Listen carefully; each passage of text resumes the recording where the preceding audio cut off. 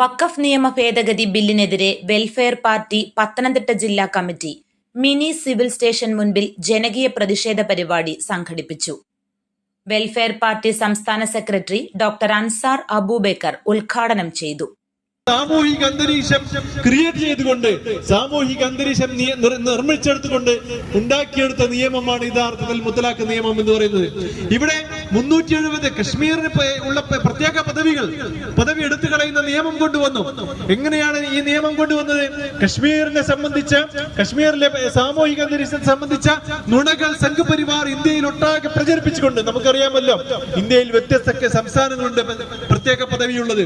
ആ പ്രത്യേക പദവികളെ വ്യത്യസ്ത സംസ്ഥാനങ്ങൾ ഉണ്ടായിരിക്കെ തന്നെ കശ്മീരിന്റെ പ്രത്യേക പദവി മാത്രം പ്രശ്നമാണ് എന്ന് ചിത്രീകരിക്കുകയും അങ്ങനെ ഒരു സാമൂഹിക അന്തരീക്ഷ നിർമ്മിതിയിലൂടെ കശ്മീരിലെ പ്രത്യേക പദവി എടുത്തു കളയുന്ന നിയമം പാസാക്കുന്നു.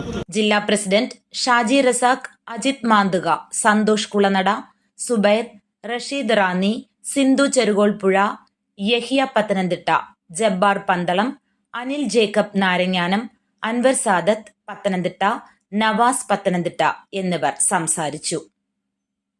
News bureau, Pathanamthitta.